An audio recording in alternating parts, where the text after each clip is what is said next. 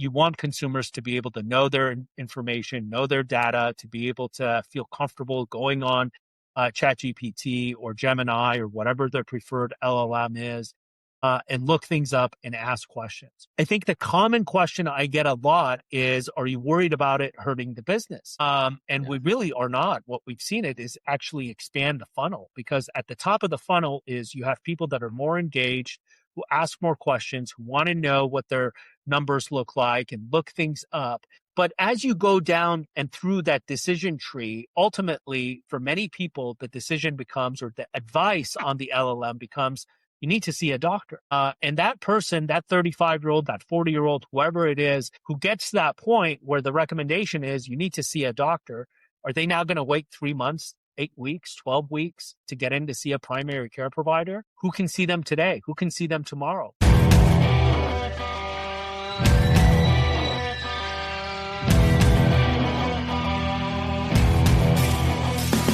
Try to fix the current system or reimagine something new. Will healthcare ever serve consumers just like me and you? The power's in our hands, but every side's gotta come together. We want the newer generations to get something better. Until we flip the script and talk about what gets prevented. Until we see the change is permanent as if we meant it. Until healthcare is finally consumer-centered. We've got a lot to rap about. Welcome back to the leading podcast about consumer-centered health. This is more than a show. This is a mission, y'all. As builders and operators, we're here to share with you the latest consumer-centered ways that healthcare is being designed, marketed, and delivered. And as consumers yourselves, we want you to understand how these options work and why they might be right for you and your loved ones. Here's what's going down today. First up, we have the Flava of the Week about the Nourishing Change conference. How did the conference's attendee mix reflect the collaboration that needs to happen in order to make healthcare more preventive? And how much progress is possible if you and I join the movement? I'll talk about that. Then Payam Zamani, CEO and founder of My Doctor Now, shares how you don't need urgent care if you do primary care right, how outcomes improve when you make it easy for patients to be compliant, and whether he thinks patients using LLMs are good for business. I'm Jared Johnson. Let's get it.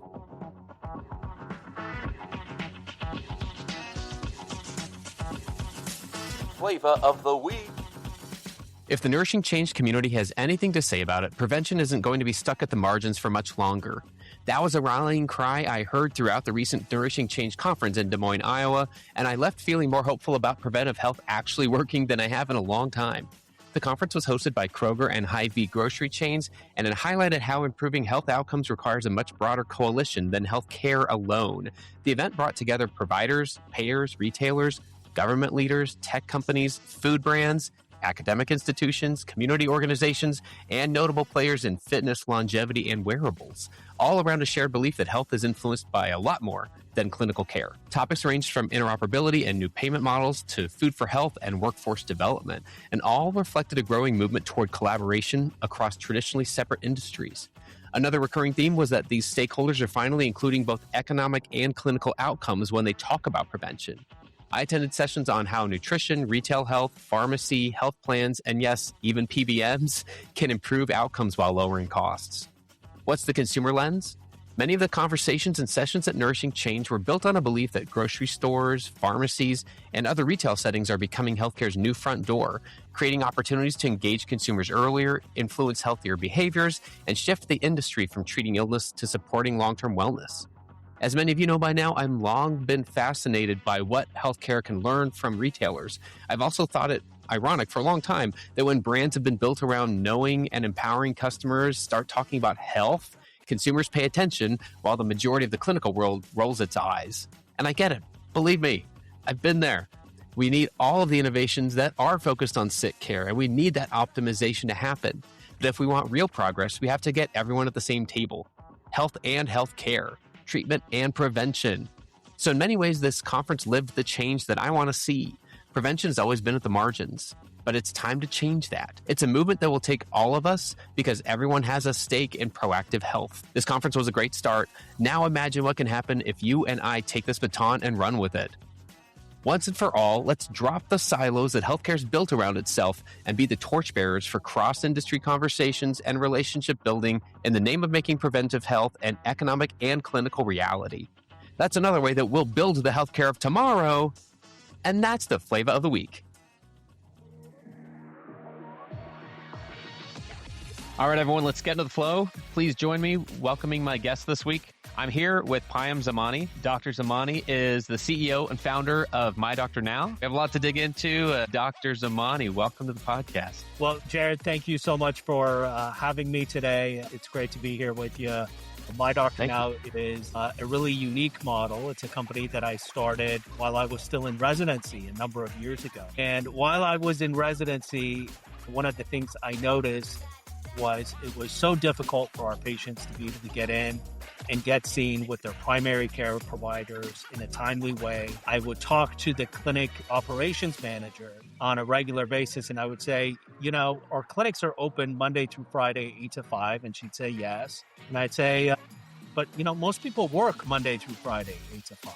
And there was no other thought process that progressed after that. And, back at that time, it was pretty obvious that the world was moving in a direction of what we call today now, the now generation, the now economy, where everything is made available in a much more easy and simple way. You can buy something on retail and have it shipped to your door the same day or next day. It's food delivery, it's transportation and ride sharing, all these services, and banking even is available on your device. So everything has been made more simple and easy except healthcare. And the thought was we can do a much better job making primary care services ridiculously easy and delivering the services in a manner that makes sense, in a manner that's more consistent with how everyday people live their lives. And that's what My Doctor Now set out to do. So My Doctor Now are family medicine offices. We like to think of them as the ideal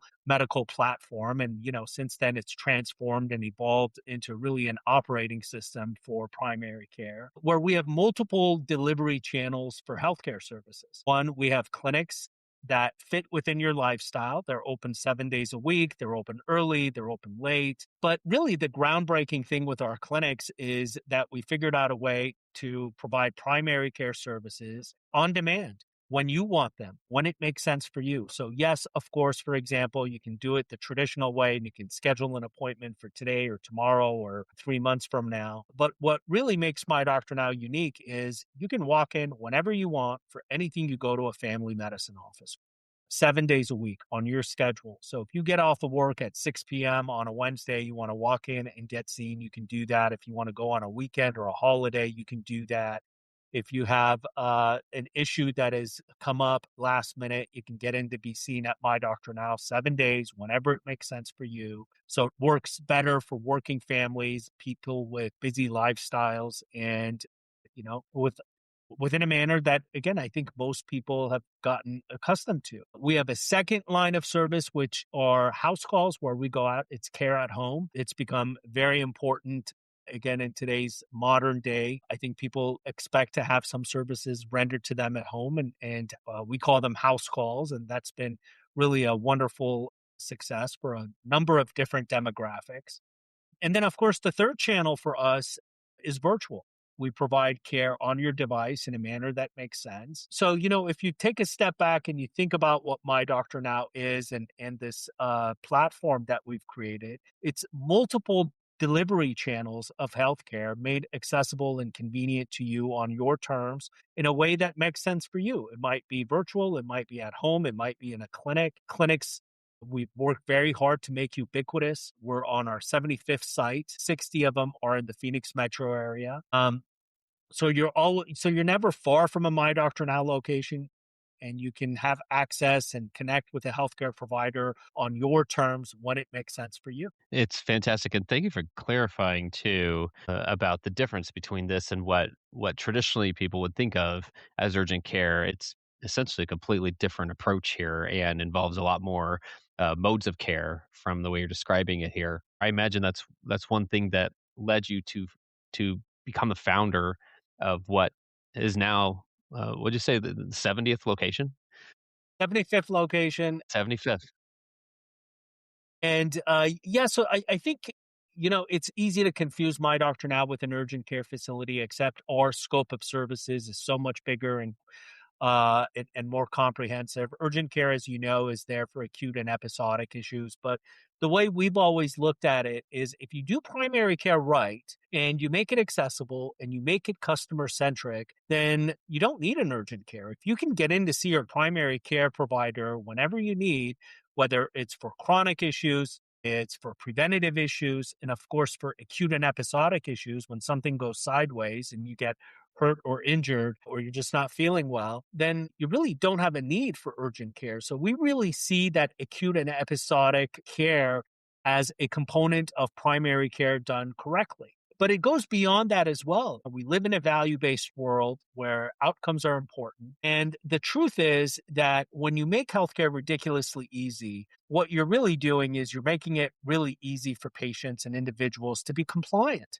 You're making it easy for them to get in and get the care that they need on their terms when it makes sense for them. So outcomes improve.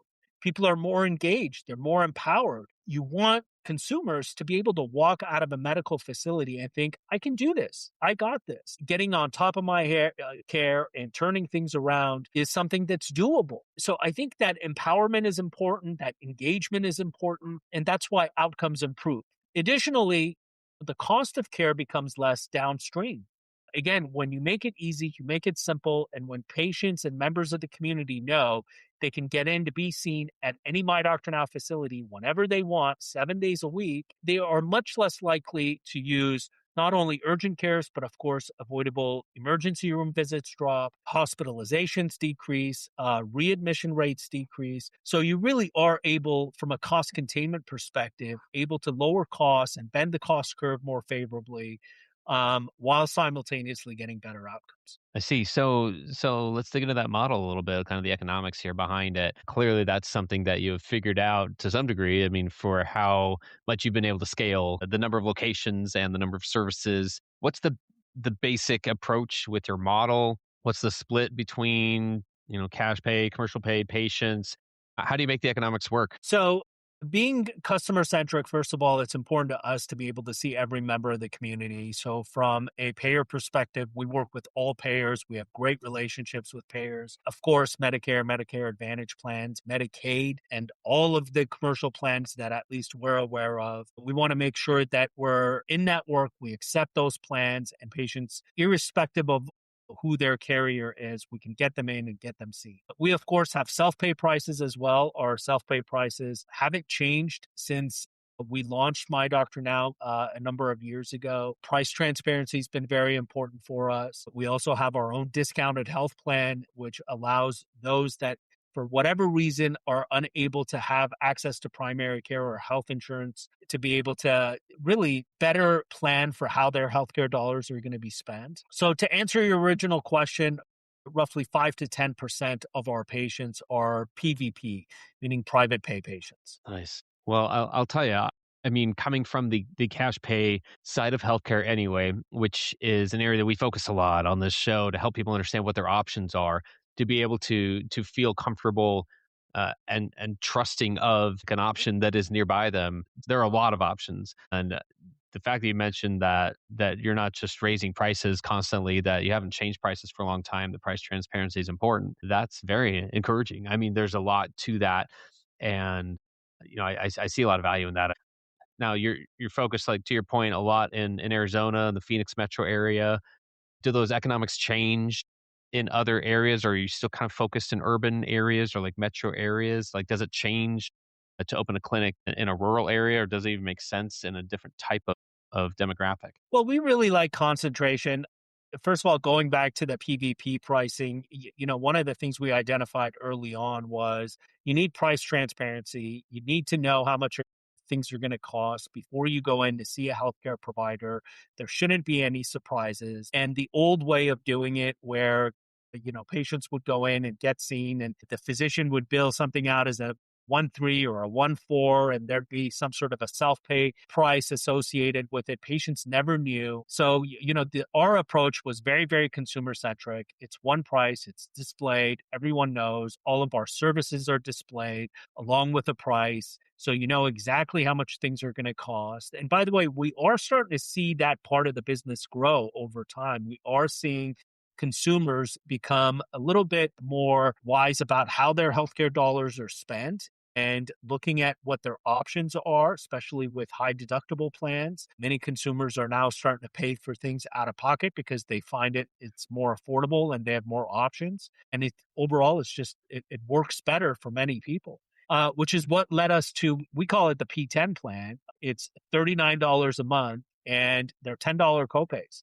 And we launched that a number of years ago, and the patients can be seen for anything they go to a primary care doctor's office for, again, for $10 copays. And I just can't explain to you how important that's been for so many families and individuals and young people who, for whatever reason, don't have access to healthcare, or the options for them are just don't make sense. And they've opted to go with our P10 plan. But, that aspect of the business is we are starting to see more traction with it and seeing it grow. But, to talk a little bit more about the economics of the business, yes, we're expanding into other geographies. We're in the Texas market now, and we're the largest primary care group in Arizona. In fact, we're the largest in the Southwest, but we're expanding into the Texas market, initially starting in DFW, Dallas-Fort Worth Metroplex, and then simultaneously expanding into Austin and Houston and San Antonio as well. And we're following the same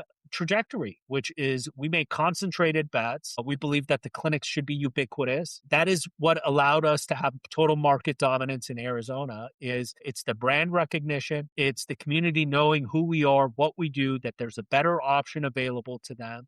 And much of our growth has come from word of mouth. When we open a clinic, in fact, we spend very, very little on marketing, advertising, and customer acquisition costs are very, very low. It really is all word of mouth. And when we open a clinic, within our first full month of being open, we hit operational break even. Wow. We have full payback within 6 to 9 months. Our clinics ramp up very, very quickly. And so far, what we've seen in new geographies, it has not deviated from how the economics have historically worked. Of course, fee schedules are different in new geographies, but the economics have been very consistent. One reason for that is we spend a lot of time and effort on standardization and centralization. When we open a clinic, it's the same model. It's something that we can replicate, we can duplicate, we can scale. We can tell you exactly what that curve is going to look like as that clinic ramps up and as it grows. We know what the economics are going to look like.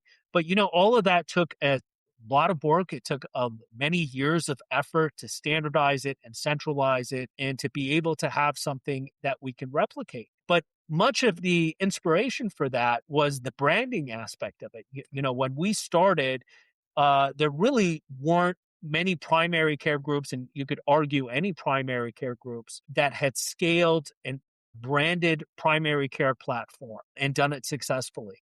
And some of the efforts that had previously been made were maybe employer sponsored with One Medical, for example, which got acquired by Amazon. And what our objective is we're going to create this platform that's available to everyone in every community. And again, have those clinics be ubiquitous, have them be spread out, and be able to reach mass populations by our reach and our effort and just the clinic locations and the geography. Amazing. Tell me how the experience for the patient is unique once somebody walks in the door for an in-person visit, especially anything that might be like a digital touch point that they can expect to encounter.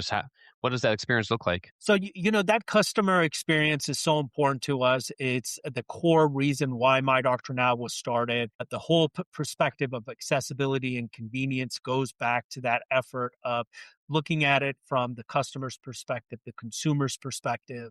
And if you think about, every aspect of that, and you think about where traditional clinics were placed in medical office buildings where people are not familiar, they look different, they feel different, they even have different smells than most buildings that we're accustomed to. So we took all of that in perspective. Why? Because really one of the important aspects of delivering a better experience are removing the psychological barriers that first exist. So you have to place these clinics within areas that people are already familiar with. We love going in grocery anchored centers where people have a tendency to already go 2.48 times a week. They're familiar with it. They know the parking, they know the drive, they know how to get there. They've been there hundreds, if not more times. So psychological barriers removed. The parking is something that they're familiar with. The sights, the sounds, the smells. They can walk into a clinic in a really easy manner. And then from there, of course, everything else is digital. It's the check-in process. We use Epic as our EMR system.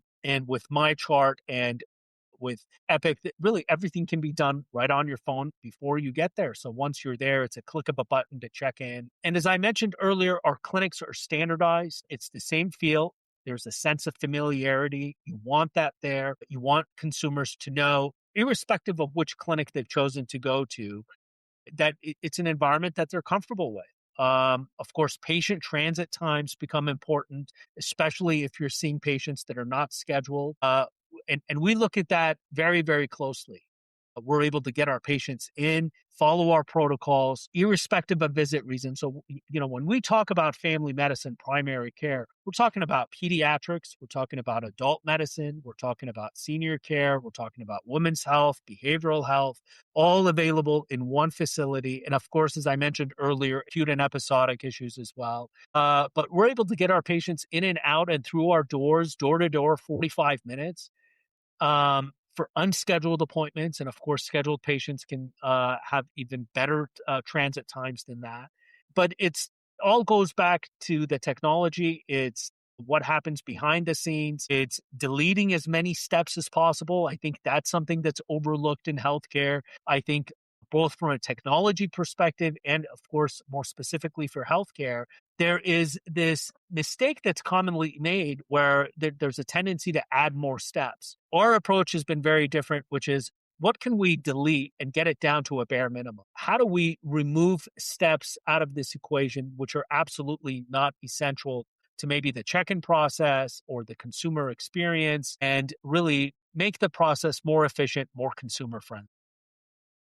I wanted to ask also about a trend maybe you're seeing, maybe you're not. I would guess. I mean, there have been stats that have just come out this week about the percentage of people in America, at least, who have asked health related questions to ChatGPT, Claude, whatever.